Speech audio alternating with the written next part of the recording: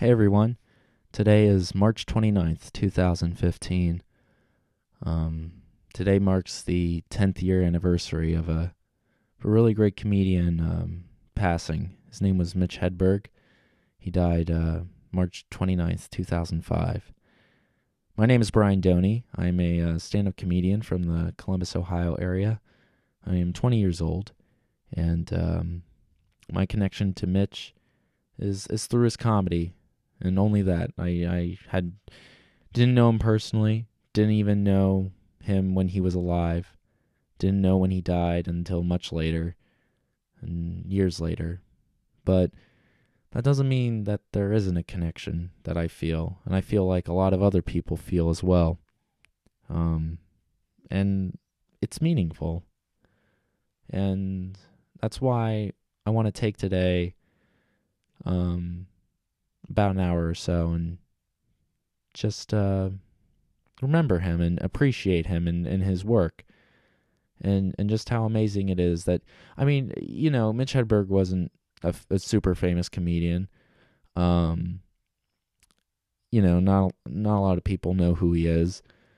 People who do know him sometimes, when you mention him, they'll be like, oh, I almost forgot about him. And it's not like he's in danger of being forgotten, but,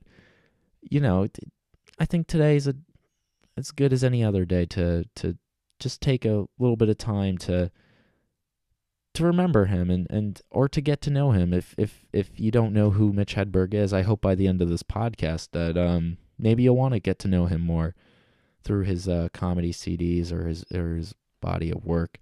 If you already do know who Mitch Hedberg is, if you're already a fan, you know where I'm coming from about this, about how his stand-up has just touched you in a way, and it's something you can never forget. Hopefully you'll hear something new, something you haven't heard before. I definitely learned a couple of new things from doing this. But yeah, usually I do a podcast called 5 Minutes or Less. This is not that. This is 5 Minutes or Less is a mini podcast series that is its sole purpose is to take down an evil empire known as Jimmy John's, and that's not what I'm doing today. Today is just a day where I'm trying to tribute to Mitch Hedberg and for us to remember him and to appreciate him more. Although before we get into all that, I'd feel amiss if I didn't mention this. One of the guests, I have two guests who will talk about Mitch with me, comedians also from the Columbus area, Bianca Moore and Becky Brown. Becky Brown sent me a link. And if you're a listener to the 5 Minutes or Less podcast, you're going to get a kick out of this. While I was getting ready to, get this podcast recorded and get things together to do this for Mitch, apparently Mitch Hedberg did radio ads for Jimmy John's. And if you know me, you know I hate Jimmy John's. And I just couldn't believe it. God. It's frustrating in the funniest way possible. Really funny ads, though. Let's listen to a couple of minutes of them. Hey, at Jimmy John's Gourmet Sandwiches, we love it when another sandwich shop says 50 cents off all sandwiches, and then it says, we accept all competitors' coupons. That's why at Jimmy John's, we're going to make up a coupon that says, unlimited free sandwiches. Then we're going to put a note at the bottom. Special note, not good at any of the Jimmy John's locations. Then all the other joints will go out of business, and we'll be a monopoly. Then the government will shut us down, but we'll feed them a sandwich, and they'll open us back up again. My name is Mitch Hedberg, and I'm a stand-up comedian, but now I'm a pitch man for Jimmy John's Gourmet Subs. If you have dentures, don't eat artificial sweetener, because you will get a fake cavity. But come on into Jimmy John's Gourmet Sandwiches and eat all you want, because our sandwiches do not give you cavities. They give you health. They give you energy. It's amazing, man. We love people with real teeth and dentures. We're Jimmy John's. We're an equal teeth opportunity provider. All right, I'll take a break. My name is Mitch Hedberg, and I'm a stand-up comedian, but now I'm a pitch man for Jimmy John's Gourmet Subs. I like it because it's very lucrative, and it's fun, and I get to hang out in rooms with cool people, and that's not like comedy. Comedy is a club full of drunks. Jimmy John's sandwich places, they're not full of drunks, unless you go there at like 2 a.m., but it ain't Jimmy who got him drunk. It's the bar next door. But that's why we put 'em by bars, 'cause we know drunks get hungry, and we got plenty of food for drunks. Come to Jimmy John's. My name is Mitch Hedberg, and I'm a stand-up comedian. And you know what I'm doing now? Trying to sell some other dude's food. I'll tell you who the dude is, 'cause I have to. I'm contractually obligated.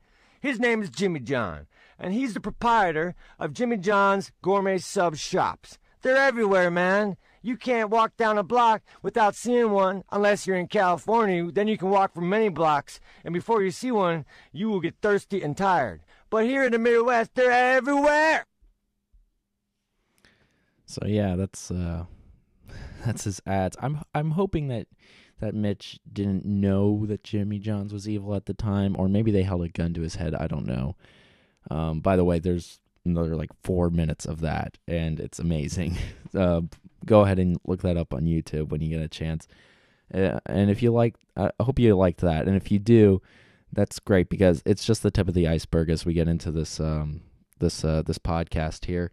But before we do, I just want to point out something. There was a small technical difficulty throughout the podcast. We were playing clips of Mitch Hedberg's stand-up, some interviews and whatnot, and unfortunately, it wasn't recorded. Recording the clips didn't go so well, so I had to go back through and pretty much re-record every clip and just put it on top of the original. The only way it's changed anything is that you can't hear us laugh anymore while we're listening to these clips. So you're gonna have to laugh alone, but really you're not laughing alone, because if it's a Mitch Hedberg joke, I guarantee you somebody else is laughing at it right now as well. But yeah, let's get started. Let's get into talking about Mitch and remembering just how great of a dude he is, and I hope you guys enjoy it and enjoy my talk with Bianca Moore and Becky Brown. All right, everybody, welcome to not an episode of 5 Minutes or Less. Unfortunately, I know you guys are like, oh, wait, a podcast?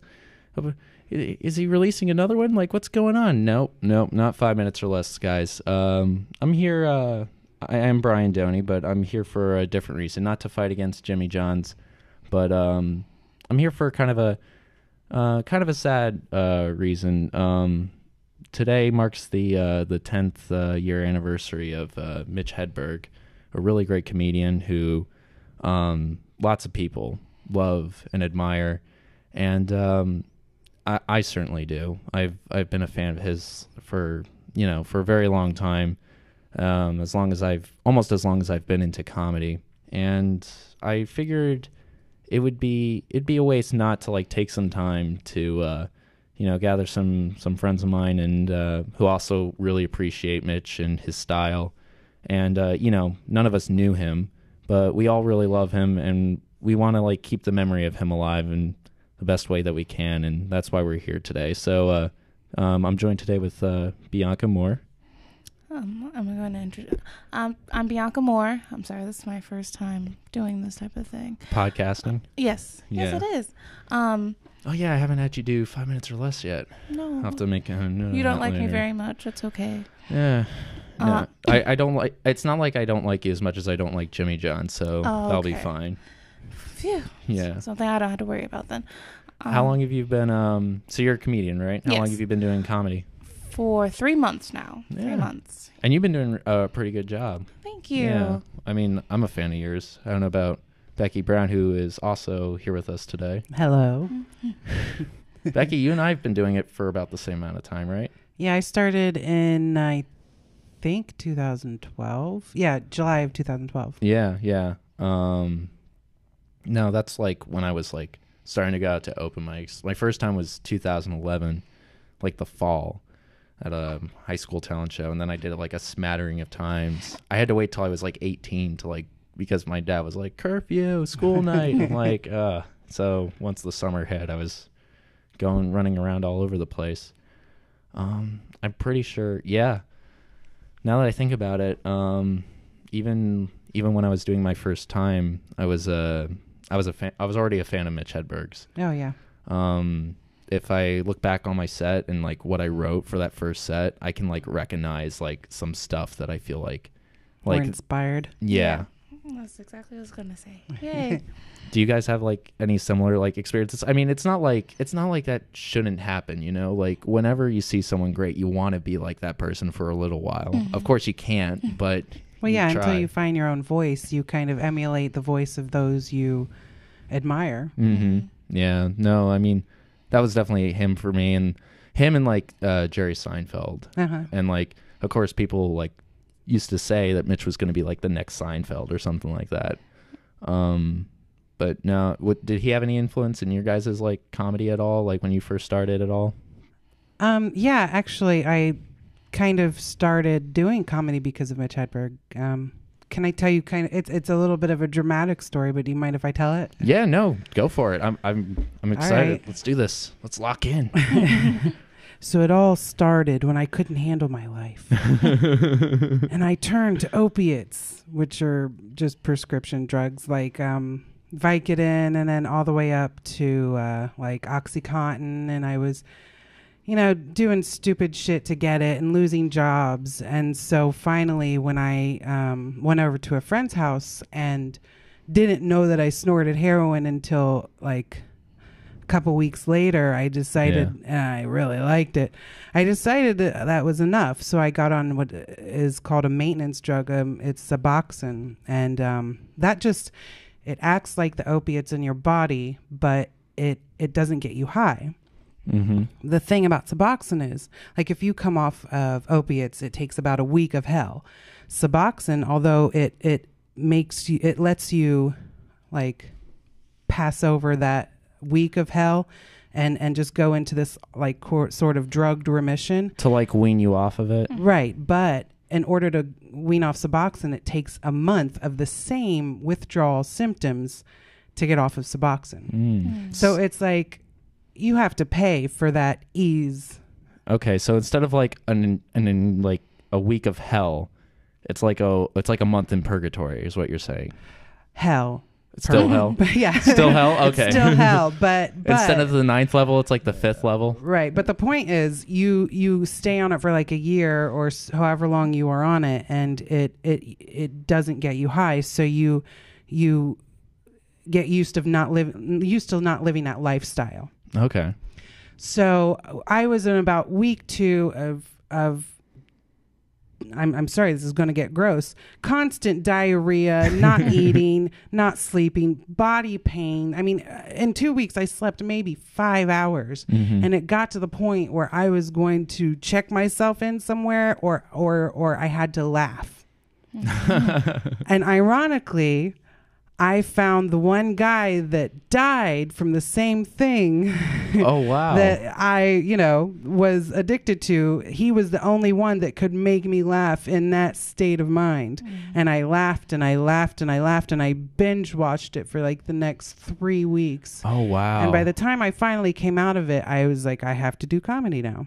Oh, that's beautiful. So you heard about him from somewhere, or was that like when he died? No, that was 2012. Okay, so that was 2012. Oh, wow. No, I didn't. Oh, that's incredible. So you heard about him from somewhere? The first time I heard about him was it was back, I don't know when it was, probably in the 90s. It was during his, when his Comedy Central special was actually on Comedy Central. Yeah. And my brother was like, you got to listen to this guy. He's awesome. Okay. And that's when I first heard about him. And then as you were going through this terrible time of like coming off this heroin and whatnot. I wasn't on heroin. Well, no, but I mean like, well, he was on heroin. Well, he was on heroin. I meant like, I no, know. sorry, I meant I'm like, just joking. Okay.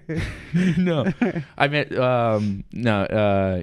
So as you were going through this difficult time, you just remembered him. Yeah. And it was like, and. So 3 weeks, like you binge watched over him? Yes. That's really cool. Because I wasn't sleeping. Oh, wow. At all. So It's, was there anything like, as you were listening to him for that period of time, was it like all just amazing? Or was there also like specific things that like kind of touched you in a way? Well, what it was is like when I tried to watch other comedians, especially like storytelling comedians, Yeah. I didn't have the patience or the, to okay. listen. His jokes are so quick and they're so short. Yeah. And so, and they're so like silly and ridiculous.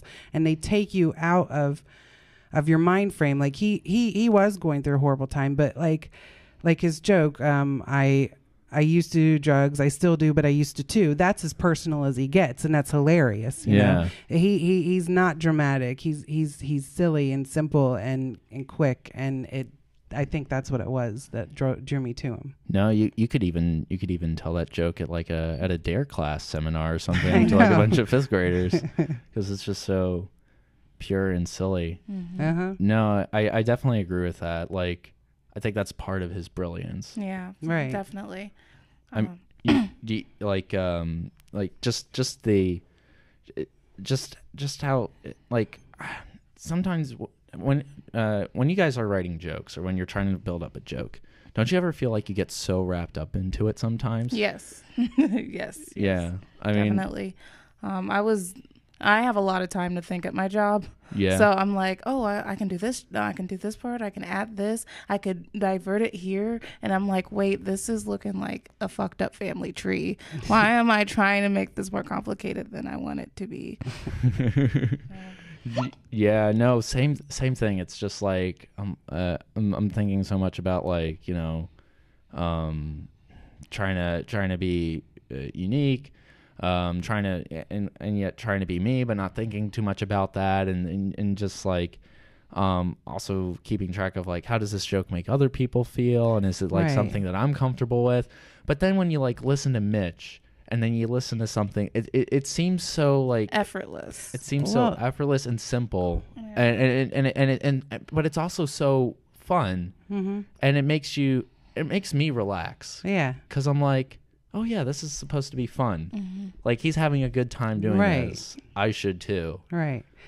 Well, and also it makes me realize all the little things that I look over when I am trying to write a joke, like his club sandwich joke. He was just eating a club sandwich one day. I eat a club sandwich, I eat it, and I go on with my life. He writes he writes an awesome joke about it. Yeah, he God, it's amazing. Just like sometimes I think of like observational material. I tried doing that when I first started. Like, again, like I was very influenced by him and Seinfeld. And so I was trying to write like really good observational material, but it was just, it's really difficult. It is. He even like talks about that at some point, like, in an interview that I listened up on. It took him apparently 5 years he felt it took him 5 years to get a strong 30-minute set off of these one-liners that he does. And he says it took him another 5 years to get that hour. And he quotes it as 6 minutes a year. Like, right. Yeah. So it's I don't know if it, like in a couple of like listening off of like interviews from Lynn Shawcroft and whatnot, from his widow, she says like he worked constantly. Yeah. And I feel like that's how we all get better, like by always like trying to go out and do open mics and always trying to like improve ourselves. That's how we get so good at our own style. And it's like, I mean, observational material, I mean, it seems like it's something that almost anyone can enter, but it really takes like commitment to like, not only like, especially with one-liners, to be able to have your own style in such a short amount of time. Like that's my problem. It's like, I don't know how I can fit my own voice into it. I'm sure I can write jokes like in one-liners, but it would sound like Hedberg or it would sound like somebody else. Stephen Wright. Yeah, that's the thing. Like you said, if you would like eat a club sandwich, you would just eat a club sandwich and go about your day. It just takes that certain type of perspective, I think. Right. And I know I wouldn't think of it because I'm actually thinking about food right now, and I'm not thinking about writing a joke about it right after. So it just takes, like I said, that unique perspective. And I kind of envy that. You know, I just, Oh yeah. like, I guess there's certain things you think like, I wish I could do that. But, and it's something that seems like it would be really simple to do, but Oh no, it's not not at all. not at all. No. You just end up staring at a club sandwich like, I know there's fucking something in here somewhere. Just eat the damn thing and go on with your life.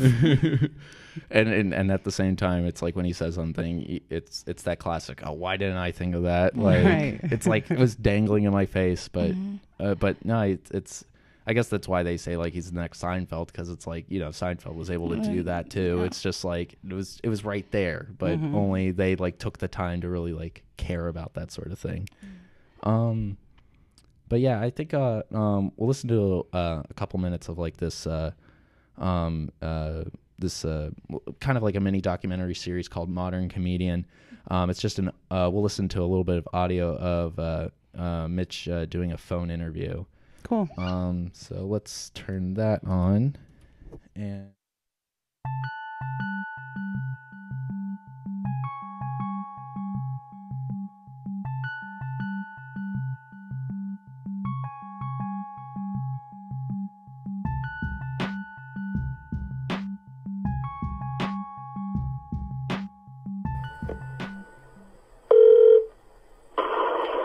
Hello? I'm trying to get a hold of Mitch. Yeah, just 1 second, please. Just 1 second. I'm going to put, like, the earphone thing in because he's driving, okay? Okay.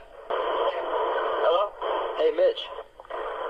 Yeah, hey, Adam, how you doing? Can you hear me all right? Yeah, can you hear me? Yeah, I can hear you fine. I think you already touched upon this a little bit. I'll just ask again. What's your favorite thing about doing stand-up? My favorite thing is writing jokes and just having your thoughts laughed at. It's pretty amazing, you know? Yeah. So what advice would you give for other comics? It's quite easy, man. My advice is always make sure that you write down thoughts that are funny, because you want to make sure that you hang on to all the funny things you think. It's so simple as that. Write down anything funny that comes to your head. Don't be lazy. so yeah, that was part of a phone interview that he did. I listened to the rest of it. What's funny is he talks about the favorite thing to do is write. He loves doing that, and that's like one of the most important things that comedians to do. I try to do it. You guys see me with my little clipboard. Yeah. I carry it around with me all the time. And then he'll but what's funny is as he was listening to the advice, the one thing they didn't put in his like 3 rules, the last rule was don't listen to too many people giving you advice. Which I think is kind of true. And you know, coming across like have you ever come across like that one guy who seems like he seems like he's figured everything out, but you're like, I feel like there's a little bit of logic missing here. There's like some sort of screw loose. Yes. Yes. Yes. And I think that is so true, because I do think it's important to take advice, especially for me. I'm starting out, but there's some people you're like, I feel like you're a little too smug with like little ground to stand on. Right. They've only been doing it like 6 months. Yeah.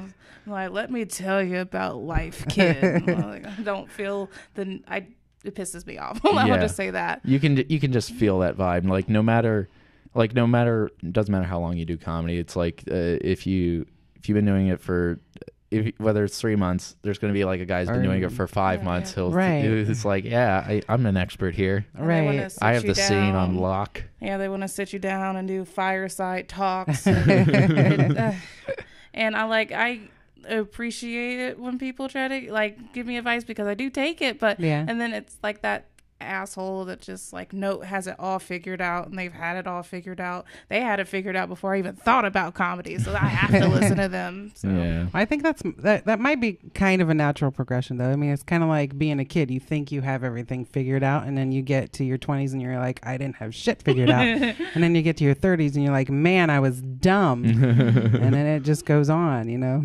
Do you get is there like a period of like where you're just like, I'm just gonna, I mean, I made my mistakes, I was an idiot, all right, I'm just gonna shut up and just chill, just hang out. Yeah. It seems like he always like in like enveloped that like persona, you know, just like I'm just here to chill, whether it's been like in a interview or on stage. Like you can really feel that.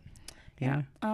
I really got into Mitch my sophomore year of high school. Not the best of times, but I was that kid. My thing is, I used to watch comedy specials. I still do sometimes, like to go to sleep. Like, that was my thing. Ever since I was 6, I watched Delirious. Way too young. Yeah. But I had Do You Believe in Gosh on my iPod. Oh, yeah. And my computer science class or whatever bullshit easy class that was. And it was supposed to be like all quiet, but I was listening to Mitch, and it was really tough not to like burst out laughing. Especially when he's I'm trying to remember that part when I wish I really would have listened to it before I came, and he's like, I want to wait for the people to come back from the bathroom or something like that. That whole intro about where are the people in the bathroom. Can the people in the bathroom hear us? He always did that, like at the beginning of his CD recordings. Like you guys have listened to the Strategic Real Locations and Mitch all together. Yeah. Like he always makes it awkward at the beginning. But yeah, let me see. I can play that real quick here right now. Please welcome to stage my friend. He's very, very funny, Mitch Hedberg.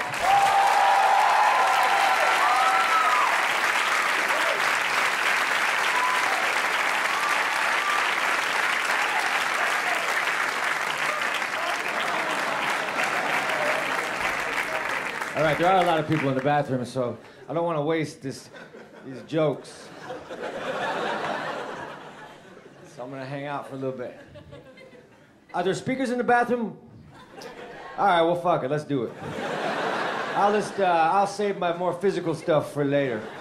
This is all audio.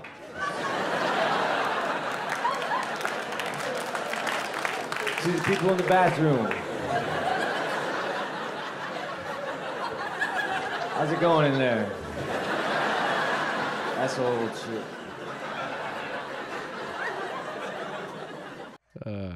God. Oh, it's just great. And it's you know what's funny is like I've listened to a lot of comedy specials. Not too many comedians like make light of like a recording, like because a recording it's like a big deal. It's I only have 1 or 2 shots at this. You know, bookers or you know, it's my key to a new audience, blah blah blah. But he's like, yeah, people in the bathroom, hey, like, what awkward time to go to the bathroom right now. Yeah, it was just so casual, made me feel comfortable, and I think that's why I really listened to it. And not like my sophomore year of high school, because I needed something simple, right, and just funny. Yeah. No, it's like, not that I'm, sorry, my job is... No, you're fine. But I was just thinking about that. Like, there's all sorts of like, there's all sorts of different styles and attitudes to take up on the stage. And I've tried a lot as I started out. And sometimes people do need like the guys kind of like, you need strong or like in your face or just like right. But obviously I'm more comfortable with like easygoing, so I'm kind of naturally that way too. Yeah, me too. I wish I was naturally that way. Yeah, and no, it's like it's kind of like I mean, some people, but sometimes you need like that energy to like get. Some people want that energy to like be pumped to like if someone's like, I have something I want to say and like and like this is the shit right now. And sometimes that works though, but it just depends. But yeah, it's to go back to like to that simple casual style. It's like it's amazing, like, because not a lot of people are able to like or it takes a while to be able to set the tone that quickly. Right. I mean, I still sometimes like struggle to set my tone. I'm not even sure what my tone is. And yeah, so well, I think if you try to get a certain tone that doesn't come naturally, that's going to come across, you know. Yeah. It's really just from like and kind of off of what we just heard, it's like it's a lot of it's about like almost being in the moment sort of thing. It's not like you're trying to maybe it's not that you're trying to set a tone. Maybe it's just more like this is happening and this is how I'm going to react to it, or this is how I'm going to deal with it. This is my tone. Yeah. No. Okay. Yeah, that's because like instead of like, because what if he like whenever you have something weird happen during a show, do you ever try to like whenever you've ignored it? Yeah, it doesn't go well. No, it does not.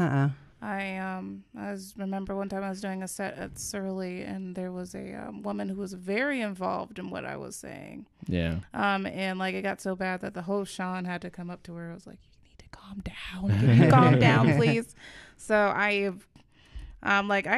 wish I could react that well. Like I don't know how to handle hecklers yet, or how to react to people speaking. And I was listening to, what was it? Him and the heckler Phil. Yeah, that's a funny one. Yeah, that's a good one. I was actually gonna play that. Do you guys want to hear it? Sure. All right, let me pull I'm a that psychic, up. guys. Yeah. No, I love the heckler Phil. It's the most. It's probably my favorite like heckler put down I've ever heard. Like there's a few with like Patton Oswalt, Louis C.K., Bill Burr, whatever. But but Mitch's has always been my favorite. What's amazing is like this is on his CD too. Yeah, like usually, that's awesome. They like edit he kept, out. like with others. I mean, Bill Burr. Yeah, I think Bill Burr might have had one where it's like the show was just so bad because he was in Philly, and like for some reason it was just hostile, but he like kept everything in there because it was kind of like that through the whole show. Are you talking about the one where he pretty much cussed out all of? Yeah, was that a special or is that just like a? I think thing? it might just be a YouTube clip. Oh, okay, then never mind. But that was pretty awesome. Well, the reason they were hostile is because it was in Philly. So. But yeah, let's play that now. Hey, I got something for that pipe for you. Oh, I bet you do. Holy, don't think about the fact that there might be police around.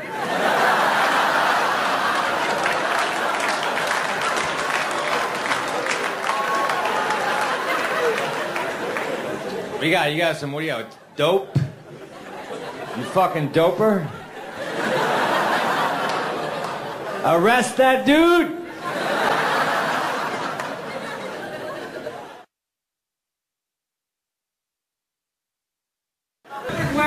Shooter, you need that shooter! It's empty, dude. I got something to put in your pipe, though. You're all about refilling shit. Do you work at a gas station?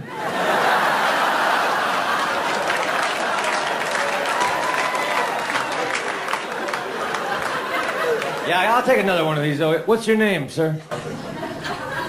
What, Phil? Yeah. Oh, I was gonna say Phil. That's perfect.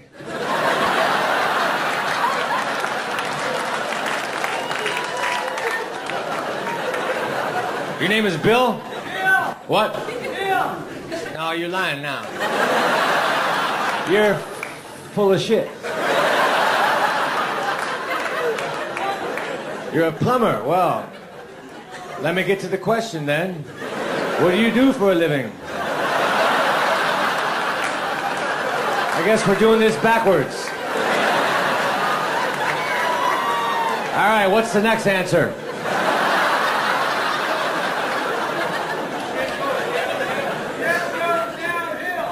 Okay, which way does shit run? These are too easy, man. Try to stump me, Phil.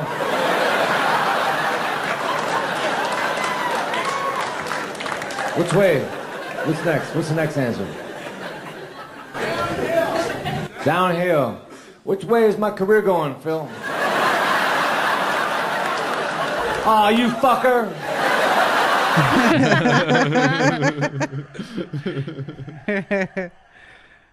Oh, yeah, that's pretty brilliant. Yeah.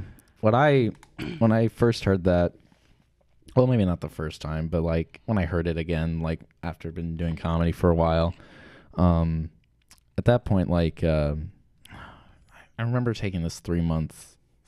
For 3 months, I was trying to do crowd work all the time, like just see if I could be a crowd work comic. That was my brilliant idea. This is how I'm going to get big. It obviously didn't work, but obviously I would engage the audience, but also get it. It was also to like help me handle hecklers because that was like like a thing. It only happened a couple of times, but I was just like, I want to be able to like handle this. And whenever I asked other comedians like, how do you do it? And any other examples I saw, it was just always someone going like, you know, just saying like, shut the fuck up, or like, you know, I mean, that's not like that's not funny. Yeah, I mean, even when it is, it's like I don't. But the thing was like, I don't have that in me. Like I can't be that. Even with the microphone on the stage, I just can't like shut someone down like that. I don't have it in me. And then like hearing that, it was like he made it funny. He played off of it. Yeah, and it got him to shut up too. Like, and it was so like in the moment, and it became like, instead of it being an awkward thing, it was just like, it was funny. Yeah, made it. Didn't become like really awkward or anything, because that's how it can be with hecklers, and make everybody uncomfortable. And to me, that means the heckler wins. Right. Yeah. So he just made it into like, that's one of my favorite things to listen to. So I haven't really listened to him in such a long time. Yeah, well, good thing I'm doing this podcast, because I'm hoping like a lot of people will, you know, catch on. Either they'll be first time listeners or people who haven't listened. Yeah. Just to remember him by. So when you were heckled, like, so you were trying to like engage with her? Yeah, it didn't go well, because it's certainly it's such a small room anyway. So I'm just trying to spew words and hoping that they come out okay. But once the host told her to calm down, I was like, no, okay, now I can move on. I don't have to address this anymore. But then I was thinking, oh my God, what if that happens again and again? What do I do? So yeah. No, I was the last time I got like heckled for real was I was doing an out of town open mic, and it was a bit where I'm not saying this, but I'm saying that someone else was saying it at my job, where a guy says, I'm really pissed off. Before I came into work, I beat and assaulted my mother into a bloody pulp. Now, a drunk guy thought that I was saying that. Like, I thought that he thought I beat my mother into a bloody pulp before I came on to do some comedy open mic. And so he was just like, boo. And I was like, yeah, that's how we felt. Like, no, what happened to hello, man? Like, so that got like a few laughs, and then, but he kept going boo at me. Yeah. And I played off of it a couple more times, got some laughs, and then eventually, the most beautiful thing ever happened. The whole room turned against him and booed him out and kicked him out. And I was like, and this wasn't a comedy club. This was just like a regular bar. And usually at bars, like if there's a heckler, they usually never get kicked out. Right. It's usually just an awkward experience, and then everyone moves on. But that was like the most beautiful thing ever. Have you ever had to deal with like heckler big time? Like, I've never dealt with them well. But at the Funny Bone contest, this group of older men were they were like sitting like on the second row, like if there were rows for the tables, and they were just talking really loudly to the waitress, and I ignored it, and it threw me off, and it threw the rest of my set off. And like, I mean, I said the same words, but I didn't have the confidence, and it totally showed. I didn't move on. And I talked to somebody afterwards, and I was like, should I have handled that? I mean, it's a contest. Should I have like sacrificed a couple jokes to make time and handle them? And he was like, yeah, you should always like risk shutting down a heckler. You should always take that route and never let it go unnoticed, because people want to know that you can handle the room. Yeah, and it's like I've been told like there's like a fine line. It's like if nobody notices, then don't do it because Right. then it ruins your flow or ruins the next joke you're about to do. But if the rest of the room notices, They're all like looking back at him like, shut Yeah. up. Yeah, there was a time at Scarlet and Gray, actually. It was like this heckler was there the whole show. Mm-hmm. I was like, oh my God, I don't want her to be there while I'm on. And I will give props to, who was it? Aaron Ramirez shut her down. oh yeah. Yeah. Wait, how many weeks ago was this? Just maybe probably about a month ago now. Okay. And it was this one. He was doing his bit. He was like, I was born. I was like a 10-pound baby, and she was like, it looks like you should have been 11. He was like, and Kimberly, the pink Power Ranger guy, she's gonna get on stage and do 30 minutes. But she was talking about everybody that whole night, and Yeah. he made her shut up. And I was like, oh, thank goodness, now I don't have to deal with her when I get on stage. That's pretty cool. Mitch had luckily there's 3 like solid albums to listen to that are just amazing. Even though he can't produce anymore, but like those 3 like core albums are good to look at, stuff that he left behind, and some little tidbits here and there of like interviews and some other sets that been recorded and put on YouTube. Yeah, thank God for YouTube. Yeah. Everything's on there now. I mean, it's like, at the same time, it's like, oh, comedians aren't making money, but it's like, oh, but we really want to listen to this shit, guys. Right. But there was, Mitch talked about his first set in an interview. It was his first set. He started up in the Florida comedy scene. Right. Along with like, I don't know if it was I think it was around the same time as like with Brian Regan. And he said he took I don't know if you guys noticed, but he took 2 friends with him on stage, and they all pretended like to make phone calls to each other. So it's kind of like crank yankers, pretty much. He said it didn't go well, but it went. But he decided to go up again next week by himself, and it went a bit better than that. And then he talked about like the worst show ever was apparently opening for the Neville Brothers. He says that's the one time he's ever been on stage and he's never gotten a laugh. Like he performed twice for the Neville Brothers, and just 15 minutes of like completely dead silence, no giggle, no nothing. It's hard to open for music. Yeah. I've noticed. Have you? I've done that a few times. Have you? Yeah. Have you done that? I did the Best of the Underground show where I was one of 2 comedians. So there was that. I felt like everybody was there just waiting for the musical act. Right. And they're all rowdy and drunk, pre-drinking to mosh and shit. Yeah. So I'm like, let me talk. Hopefully you enjoyed me talking about my vagina for 15 minutes. Be quiet. It didn't go that bad though. Yeah. It's hard to mosh on a comedy show, right? Unless if the comedian actually gets into a fight himself. Right. I've opened up for music a few times. Yeah, it's never. They aren't there for that. No, usually not. I mean, I've been going to it's like a music open mic, but they've been really cool with comedians.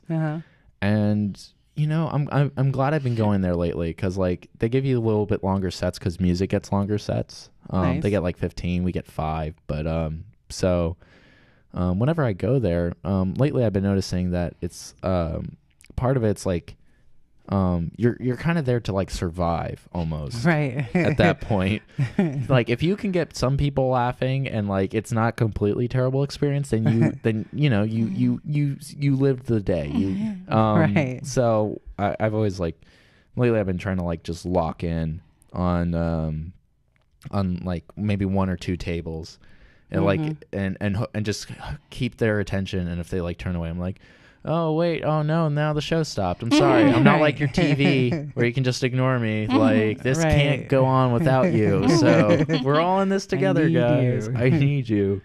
That actually reminds me, Mitch's Comedy Central special. Yeah. Where he's just like, this is my special. It can't be, you got to give me more than that. Right. Mitch is not so special. Right. Sometimes it's hard to do when people are there for the comedy. Well, what's funny is, it's funny you mentioned that because I also have that ready to play too. I'm yeah, you're just calling the Ah. shots. Why am I doing this here? You take the clipboard. But no, yeah, what that's in there. But what's great is the first couple of minutes, because it's and it's him just being so in the moment. It's like, oh, this is terrible, but it's like it's better that he is like addressing how like kind of shitty this is. So let's take a look at yes, Mitch Comedy Central presents. Tonight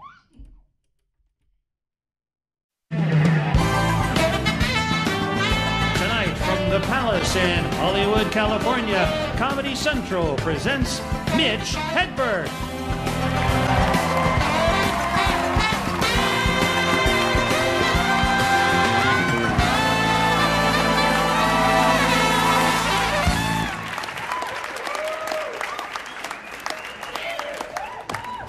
Thank you. Hey, welcome to my half-hour special. Does anybody know who I am? Why did a bunch of people who don't know who I am show at my special? That's bullshit. All right, everybody. This will be fun.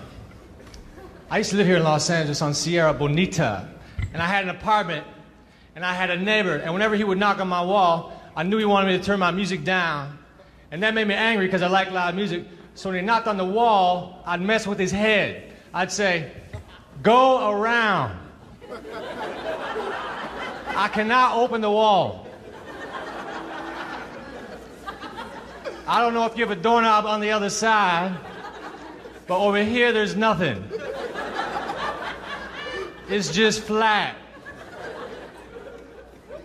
All right, man, I gotta do a half hour. You gotta like me more than that. I can't be getting through a half hour with that kind of action. I like an escalator, man, because an escalator can never break. Oh, yeah, so that's like... That escalator joke was really funny. That was next. Yeah, well, it didn't perform well in that set, unfortunately. Yeah. I mean, if you've heard a Comedy Central half-hour presents, usually the laughs are like huge, and it's like explosive. And it's not that he didn't deserve, but he pretty much just called it out, just like none of you know who I am. Right. They just got a bunch of drones. You're not here to see me. Yeah. You're just here. What's funny is if anyone at home ever feels like looking up the video. If you watch it, the one good audience member is this black guy in the front who's just losing bending his over. shit. Yeah, just bending over. He seemed to really enjoy that set. That room also, it looks a lot bigger than what like they film it. It looks like they just took the tables and shoved them all to the front. And, like I know. There's a lot of room behind him. I'll try to like tilt this over, but like if you can see there though, it looks like it should be like pretty spacious, but I don't know. It's like on other shots it looks like there's like tables or something. I don't know. Yeah. That was an unfortunate like hand to be dealt with for your Comedy Central presents, because you're always hoping like, oh, it should be perfect. But he handled it pretty well. It's funny too, because like he'll there's like steps behind him, and he's like, okay, I guess I'm gonna get loose now. He sits down. It's funny you brought up the guy, black guy losing his shit in the front row, because I was going to mention like we're like three very different demographics. Sure. Yeah, which I think is pretty neat. So it really shows the audience he brought. Oh yeah. Yeah. Even like, because I'm sure we come from. They're universal. Yeah, very. So I think that's really neat. Well, I mean, definitely. It's since like, I mean, and what's cool is like it's so easy. I mean, well, maybe not easy is the right word, but it's like, it's just the fact that he's universal, but also the fact that you can spread around like him, you know, with with like by like like what we've been doing. We've been like reciting his jokes. Oh yeah, it's so easy to recite his jokes. Yeah, it's like when you hear like when I talk about Brian Regan or who else, like Patton Oswalt or something like that. It's like I can't do the whole bit. I can do like one line maybe, right. And like, but it needs so much like context, and it needs like you need to do But with Mitch, it's just like boom. You can almost engrave it on a piece of wood and hang it above your door. Yeah, Like, cause I think Eddie Murphy has a joke about that where he was like, "Now don't go to work tomorrow, fucking up my jokes." Yeah, you can't do that with Mitch. Yeah, because it's like it's simple. Like you can go to like wiki quotes and they're all right there, right? And they're all about take up this much space, right? So, yeah, there's like Tumblrs, Twitters, everything like all made just to like just keep spreading those jokes because they're always still good. Like they don't seem to have an expiration date on them. They're like they're timeless, and I was gonna use a metaphor. They're like Twinkies if Twinkies were better. Like I'd appreciate that metaphor more if I like Twinkies. Yeah. I actually haven't eaten a Twinkie, and I think that's a personal achievement. Yeah, I don't. Yeah. Really? I haven't had one in years. I mean, just because of the stigma, like they just have a bad reputation. I'm like, maybe I shouldn't eat them. I don't know. I eat them and like by myself when nobody's watching. Shove a whole one in my mouth and go on my way. But the joke he was talking about, the apartment one. There's a little bit of backstory that you supplied this one to me too, and it's really good. Really interesting. Do you want to explain a little bit before we get into it? You already did the apartment joke where like his neighbors have loud music and go around, and his neighbor was actually Nick DiPaolo. Yeah, and I think yeah. And Joe Rogan, he was on a Joe Rogan podcast, and that came out, and I think that's the clip that I gave you. Yeah, and what's cool is they'll also like do the bit like after they're done telling the story, like the person who put up the video. He has the interview part, and then he has like the actual bit in like a good setting. So we'll actually like hear it get its just rewards. So let me just get that going. To me, do you ever, really? When I was in LA, I moved a couple times. I moved to Sierra Bonita here in West Hollywood. Oh yeah. And I moved into this shitty building, and the guy goes, and this is before anybody who knew Mitch was, or he goes, "You're a comedian, huh?" I go, "Yeah." He goes, "Well, there's a stand-up comedian that lives right next to you." And I go, "Well, what's his name?" He goes, "I don't know, Mitch something or whatever." And I'm like, I never fucking heard of him. And then, about, I'd say a month and a half later, 2 months later, I'm watching TV. I was on the road somewhere, and my neighbor's on Letterman. And I go, this guy's as funny as anybody I've ever fucking heard in my life. Yeah. This guy lives next to me. And then he did a joke about me because I used to bang on his wall. That's hilarious. He used to play guitar, or his wife or his girlfriend did. They used to have these sing-alongs and shit, and I'd bang on the wall. And I go, shut the fuck up. Lynn Shawcroft. So Zoe from the Improv came up to, she was in New York one night. She goes, she was there to help Mitch put his Letterman set. She goes, he has a bit. It says DiPaolo on the napkin. It says DiPaolo on the napkin. And that's the bit about me banging on the wall. And he goes, there's no doorknob. Come around. There's something about the door opening or the wall opening. But I go, and I love that guy. He's banging on the wall. There's no doorknob. I'm trying to watch a football game, and they're doing sing-alongs. Oh, that's hilarious. And I felt so bad. I got him. I remember leaving him a case of Heineken or something. Oh, really? Oh, that's cool. That's funny, man. I had an apartment in Los Angeles, and I had a neighbor, and whenever he would knock on my wall, I knew he wanted me to turn my music down, and that made me angry because I like loud music. So when he knocked on the wall, I'd mess with his head. I'd say, "Go around." I cannot open the wall. I don't know if you have a doorknob on the other side, but over here there's nothing.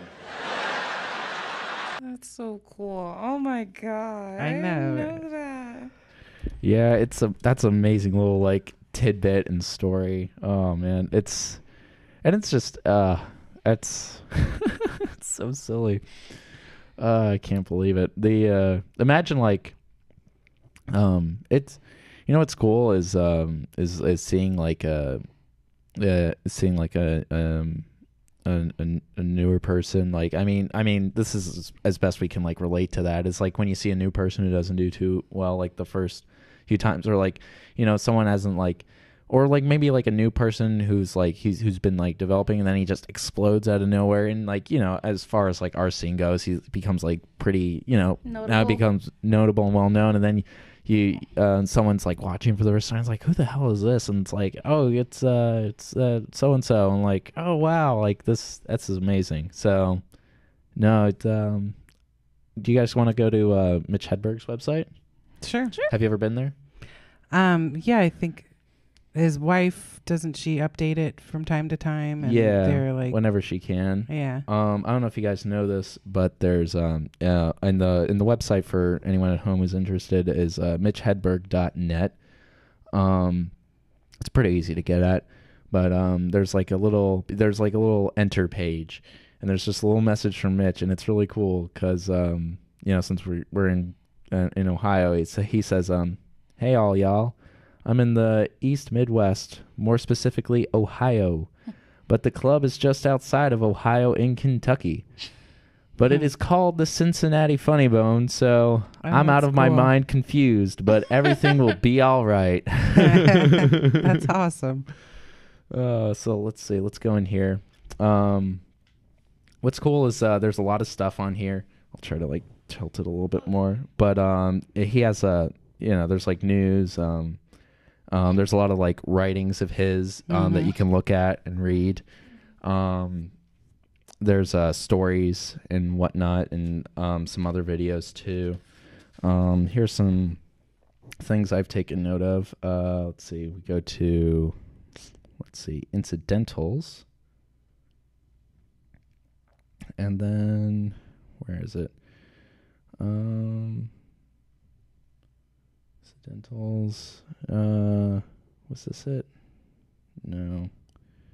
Let me go back. Oh, here it is. Apology to Seattle. Now, this is pretty interesting. Hold on, let me get a better, closer look. Okay, so this is like a little thing he wrote, and I found this pretty interesting. The following is an explanation about what happened during my weekend working at the Urban Comedy Cafe. As the ticket holders already know, I did not perform the 10:30 show on May 28th. First off, I'd like to say I am sorry. I know getting ready and going out takes time, energy, and cash. I apologize for making your efforts pointless, but here are the reasons I was a no-show. During the first show, I found out that ticket prices to see me were $45 and $35. That's $10 more than what I was told tickets cost. I was already having a problem knowing people were paying $35 a piece to sit in the audience when the people near the stage told me it was actually $45. I lost my mind. This is too much considering where the shows were being put on. The Urban Comedy Cafe is, in quotes, new, and a bit of a hole in the wall. No tables, understaffed, and odd-tasting keg beer served in plastic cups. Shows that began 40 minutes late. These elements didn't add up to the ticket price for me. So during the first show, I slammed some vodka in an attempt to not give a shit. That didn't work. I was too upset at being lied to by the promoter. You can see a show at a theater starring Cedric the Entertainer for $42.50. Now, I don't want to assume my Seattle audience doesn't want to see me perform at a club with such seedy elements as the Urban Comedy Cafe. Maybe you do, but I love you guys, and I truly care about your experience. So my initial reaction was to cancel the remaining shows and regroup, knowing people could get their money back. I woke up Saturday and changed my mind. I did not want 500 people to shower, get dressed, drive downtown, park, walk to the door, and then get pissed off. So Saturday shows went on. Hell, the club owner even had the kitchen open. On this night, I saw a waitress making a personal pizza for a hungry fan. The pizza looked meek. The first show started 20 minutes late. The second show, 40. But they were good shows. Those of you who came, I thank you. You laughed. You dealt with everything. So I am saying sorry to those who came to see Friday's 10:30 show. It never happened. Please get a refund, and please don't hate me too much. I thought I was doing the right thing. Next time I'm in town, I hope we can do a theater with a lobby for waiting, a real stage, and maybe even some colored gels over the spotlights. Who knows? My thanks to BJ at The Buzz for having me on the air. I love all of you up there in Seattle. You got my spirit, as silly as that might sound. That was pretty cool. Yeah. Little shows like you like it wasn't just like a tweet. I mean, not that Twitter existed back then, but right. Like to like really have that all written out and whatnot, showing that he really cared. Integrity. Right. Yeah, which I think is like really important. Let's see here. There's a couple of, there's also some jokes of his. Like, let's see here, 24 hours. Like some you wouldn't have heard on like YouTube or CDs. A guy building a table is a cooking show for termites. I remixed a remix and it was back to normal.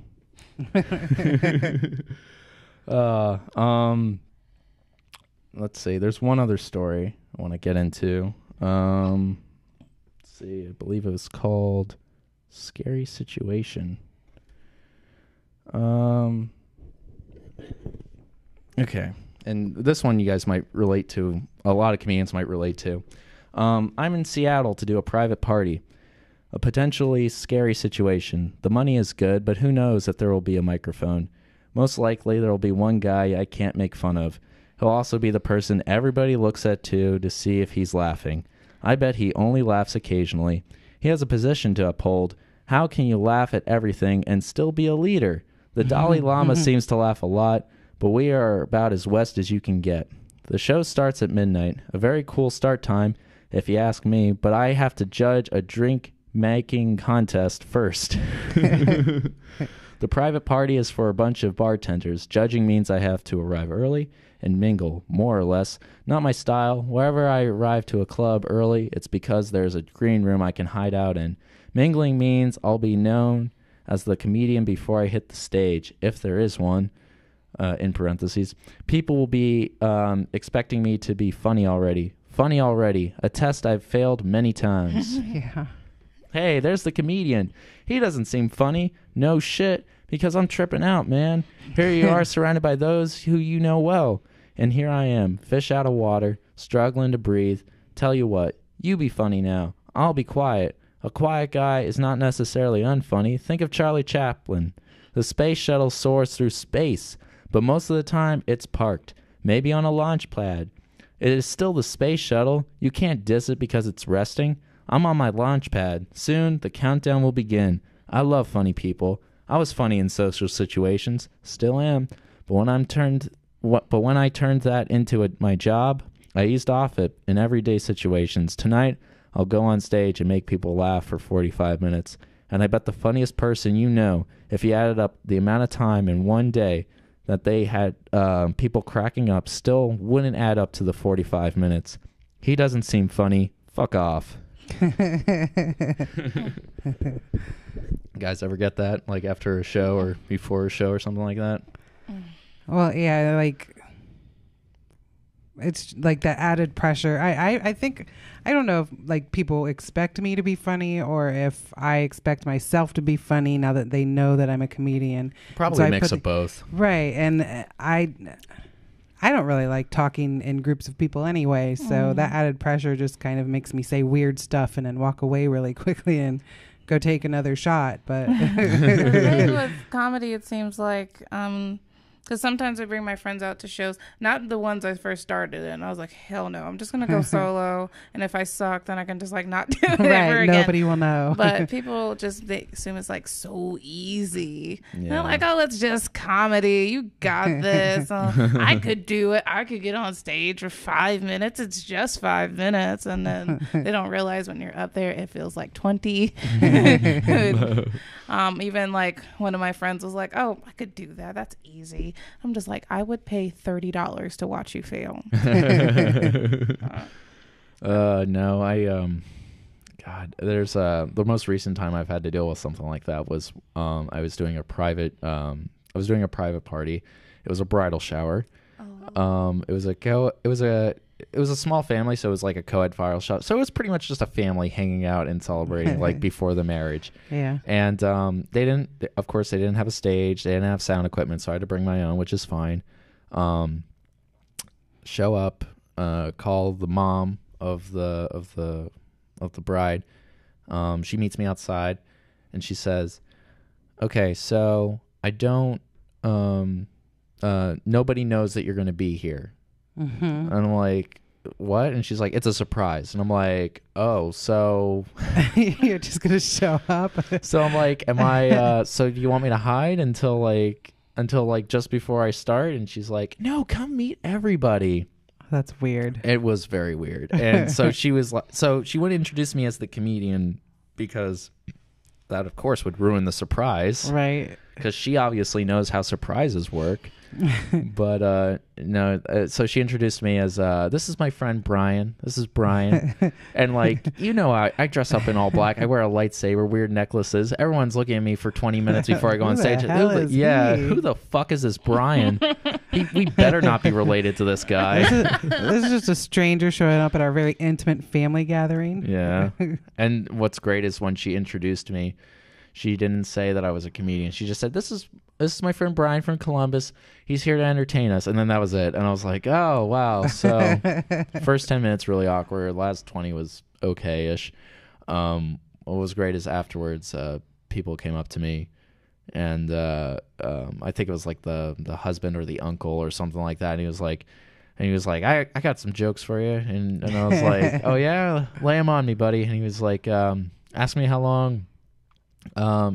Asked me how many years I've been married to my wife, and I was like, how many? He was like, since the wedding. And I was like, well, that is knocking it out of the park there, buddy. But unfortunately, I'll have to hold that one in my back pocket until I actually get married someday. And then they love to go, you can use that in your act. It was totally like that situation. They were like, oh, he can't do that, but maybe you should. Like, and I'm like, yeah. Thanks a lot, man. Nah. My store got I had an attempted robbery a couple weeks ago. Mm-hmm. So we had police come in and they were surveying everything. And then it was kind of funny because like I was a little drunk at that point because I was at Hamptons and then I had to go be professional, like do my job. Right. And so I had the officers come in. I was like, oh, they're like, is there alcohol in your breath? I was like, oh, I was about to do this thing. I'm a comedian and I'm not here. And they're like, oh, so of course now they're like, you can use this in your act. Cops were doing that? Yeah. Yeah, because they were asking questions about stuff in the store. I guess I should give some context because I'm just assuming everybody I know is listening to this. I work at a sex shop. Mm-hmm. So they're just like pointing at things like, what's this? One? What's this? Cirilla's on Bryce. Okay. That's a plug. Cirilla's on Bryce Road. When we're not getting robbed. Yeah. But yeah, they were like, what's this? What's this? He's like, she's going to use this in her act. I was like, I don't know how to put that in my act. That one time I helped 5 cops pick out cock rings. I don't really know how to do that yet. Oh, that's great. You okay? Okay. Yeah, okay. I thought you almost slipped. It looks like you were about to fall. And I was like, oh no. No, just the hiccups. Okay. No. But you know what's great about that letter though, or that like, I don't know, journal excerpt is that as he's dealing with that situation, he still has like this attitude of just like, it's not like, it's not like, again, it's like with the heckler. It's not like, fuck you, like you're wrong, go away. It's like, man, I'm just trying to this is how we're supposed to coexist, right? Just let me coexist. Like, just let's just let live and let be. Live and let be, yeah. I think. Which is sounds right enough.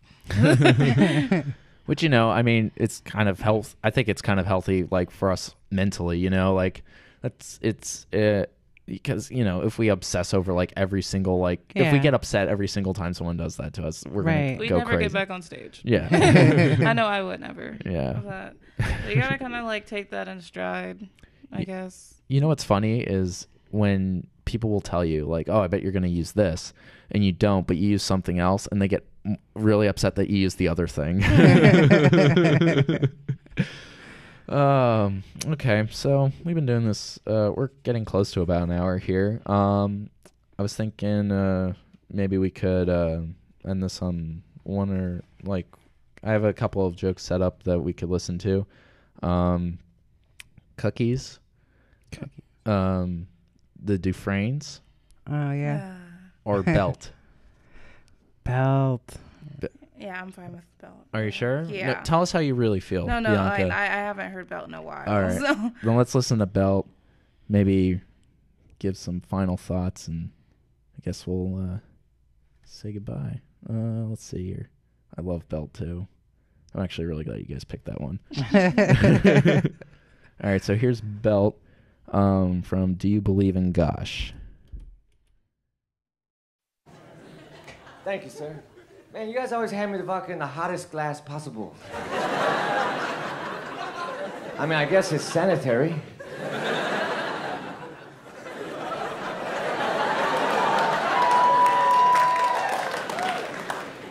Started out as cheers, and after drink 8, it ended in I want my money back. Sometimes when you're too drunk on stage, people get mad, you know, they say, can I get my money back? That'd be funny if people could get their money back for other shit when I was really drunk. Like, I saw Mitch Hedberg, he was drunk, and I want to return this saw.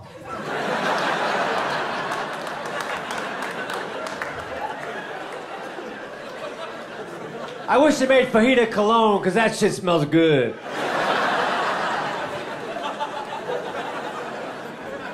A fly was very close to being called a land, because that's what it does half the time.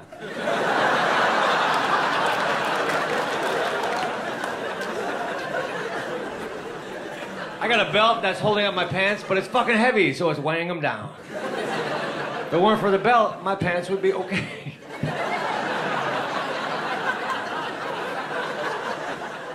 But my belt holds up my pants, and my pants have belt loops that hold up the belt. What the fuck's really going on down there?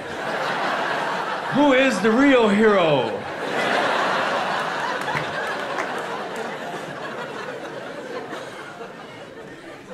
My hair needs some gel. Gel's funny. You wash your hair, then you put gel in it. It's like, it's clean now, let me fuck it back up.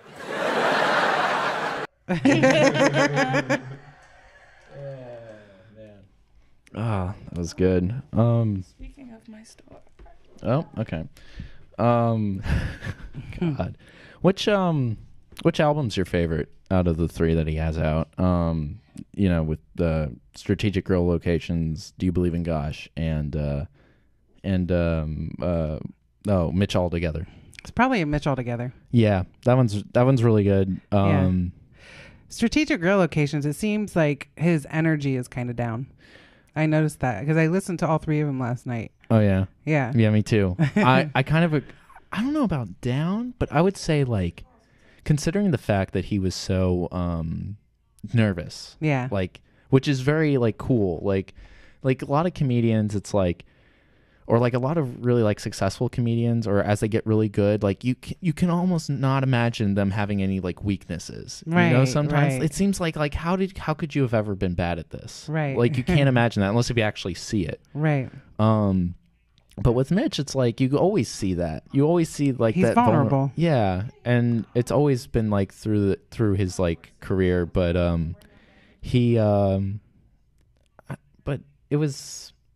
but it's like a good thing. It makes me relate to him more. It makes me feel Right. more inspired. Yeah. Yeah. I mean, I've never had a problem with nerves, but it just shows, like, you know, he never really let that, like, vulnerability stop him. And, you know, in other ways, we're all gonna have to be vulnerable on stage in some way, and like, you know, again, just not having to be, like, super confident or super cocky. Right. But I would say, like, in Mitch Altogether, that's where he starts to, like, have more confidence in himself, and, like, You can tell. Yeah, just like he like he has more attitude. Right. It's, like, really good. He's not as humble, you know. I mean he's still, like, very chill and very he's still very much Mitch, but it's just like Mitch more comfortable, I would say. Or Mitch Altogether. Or Mitch Altogether. See what you did there. I still like that first album, though. It's like, it's interesting with the I think I've only heard one other comedy, like, special that has music in the background, and that was, like, Rodney Dangerfield. Mm-hmm. I don't know. Have you have either of you, like, heard, like, music in the background during, like, a not like Strategic Grill? Like, that hasn't happened as often as you'd think. That have utilized music, like playing guitar while they do a song, or I know, like Stephen Lynch, but not even necessarily like that. I know Cedric the Entertainer, he opened Taking You Higher with a musical act. Oh, okay. So that was really neat. I actually just rewatched that the other day. I should watch that. That it sounds is. good. It's amazing special. And I know Aziz Ansari, he had music when he did his alternate persona. Yeah. Randy. Mm-hmm. So those are the only 2 accounts I can think of. I think I just thought of another one. It was you know Nick Thune? Have you ever heard of him? No. Not familiar. Okay. He has a special on Netflix called Folk Hero. I've seen it. I've seen it in passing. Then yeah, that sounds familiar. I prefer a CD that he released like a few years before that. Probably like, God, it's maybe like 5 years before. It's really good. What's cool is he just casually plays the guitar. He's not singing songs, but he's just like casually playing it, like strumming as he's like telling like one-liners and jokes and whatnot. And it's pretty funny. But yeah, not too many comedians. I've done Mitch that. had the bass like bong, bong, bong, bong, bong, bong, and like and it works well with him because he kind of has like he's kind of like the jazz comedian. Like his rhythm and cadence is reminiscent of jazz music, and so I think that bass worked really well with him. Yeah, I wish I could utilize that. I played piano for like 20 years now. Wow, 19, 20 years. And but I don't think I could use that comically. Just don't. It's like do. Yeah, you never know. Yeah, just keep Tori Amos of. Just keep your mind and your heart open. You know, it might happen. Well, Zach Galifianakis plays piano. Oh yeah, that's right. That's right. Oh God, I haven't watched that? his special in forever. It's been a while. I need to watch that one again too. Mm-hmm. All right. Is there like any final thoughts that you'd like to say about Mitch? You know, as we start to come to a close here, I think I'm gonna play the Dufresnes as our closing way out. Yeah. But I found it really hard to pick a favorite joke because I was going through all of the YouTube videos and things, and I was like, this is my favorite. No, this one. No, Frozen Banana. No, Smacky the Frog. I love them all. You know? No, it's too hard to pick. It is. I agree. It was very unfair with me, but like it was. I mean, I was just looking for like little clips to play for like people who haven't heard it in a while or who've never heard it and would like to get into it. But yeah, as anything you wanted to say about Mitch before we get out of here that you haven't already said, perhaps? I did say I would watch comedy specials before I went to bed, but I play certain comedians. I'm definitely going to recycle Mitch because I used to watch Mitch every time I was feeling like sad. I watched Louis C.K. when I'm angry, but when I was sad, and I haven't watched it in a while, and I think I should pick that back up. So, I guess to anybody who was like a huge fan of Mitch, I know sometimes I don't listen because it's like so sad because I'm like, no, you're gone. Like same reason why I don't watch Patrice O'Neal a lot, but pick it back up because that's why he made those albums, you know. I mean, if you're gonna go though, that's the way to go. Leave behind a legacy like that. I mean, same thing with like Robin Williams, which is pretty still fresh, and same thing with Joan Rivers and stuff. Like just this body Your of work means something. Yeah, you and left that's something like a behind. certifiable imprint. Still to this day, and Mitch, and again, Mitch almost the most so. It's like. You know, it's like you're just passing it along, you know, just so casually, and it'll just keep, and hopefully it just keeps spreading. That's like what that. I wanted to say. Because I showed Mitch Hedberg to one of my friends in high school, and they said, "Okay, you have to do drugs to understand this." And I'm like, "No, like, because I don't smoke. I'm not a partaker. Yeah. Dare worked on me. Me too. But it's just." I don't know where I was going with that. You don't have to do drugs and enjoy Mitch Hedberg. No, you just that's my final point. Because a lot of people thought I did drugs because I like Mitch Hedberg. No, because like Mitch is like just silly. Yeah, he's just. I mean, he did drugs because he was like, I want to be a rock star. Like he wasn't even like oh I mean, as far as I can tell, he wasn't like trying to cover up anything or like forget anything. He was just like, I watched be this a rock thing star. where his wife said the reason he did so many drugs is because he wanted to experience everything that he could, including drugs. No, it's you know, and that's the thing with experiences. Like it can take you to interesting places, and sometimes he found one that was just too good. Yeah, unfortunately, but yeah, I don't know with Mitch, like you know, I was alive when he was like, that's what's good about him, at least. It's like some comedians, it's like they died like before I was born or something like that, but like with Mitch, but I wasn't aware of his existence when he was alive, and you know, it's like there's it's amazing though that even though like I've no way I could have ever like known him personally, it's just it's still cool to like still feel connected to him through this through his comedy.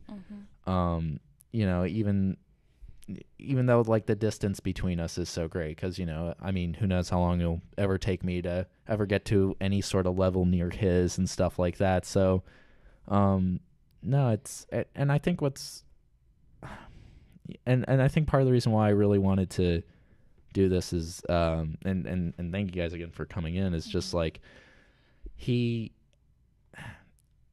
it's with Mitch, it's just it's something you can really appreciate, just like being able to have that sort of comedian where it's like you don't really have to, there's not so much conflict, you don't have to think about it too much, it's just a safe, happy place that we can always go back to, and hopefully like people will still keep going back to him. And you know, he's been gone for 10 years, but hopefully even after another 10, like people will still be talking to him, and you know, hopefully people will actually listen to my podcast when I do a 20-year thing on him, maybe, who knows. But yeah, no, I'm glad we did this. Me too. It was fun. So you guys want to listen to Dufresne's? Yes. Definitely. All right, here we go. When we go to a restaurant on the weekends, it's busy, so they start a waiting list. They start calling out names. They say, Dufresne, party of 2. Table ready for Dufresne, party of 2. If no one answers, they'll say the name again. Dufresne, party of 2. But then if no one answers, they'll just go right on to the next name. Bush, party of 3. Yeah, what happened to the Dufresne? No one seems to give a shit. Who can eat at a time like this? People are missing. You fuckers are selfish.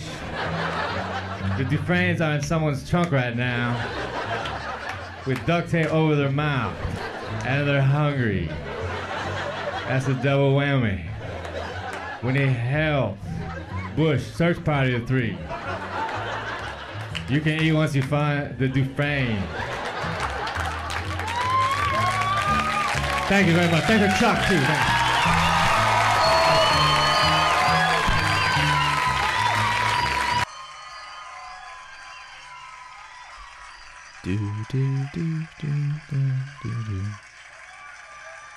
I love that joke. Yeah, me too. Oh. Yeah, keep it going for him. Oh, man. Oh, okay. Yeah. Oh, well, I guess that's the best way to end this. And yeah. And thanks, Bianca, and thanks, Becky, for loving Mitch Hedberg after all these years and taking the time to appreciate him with me. It's been really great. And yeah, Mitch, wherever you are and whatever you're doing, whatever you're thinking about, we're still thinking about your jokes, and we really appreciate all the work that you've ever done. And hopefully we'll keep appreciating it to the bitter end. Oh. Yeah. All right. Bye, guys. That was it for this weird hour-long thing.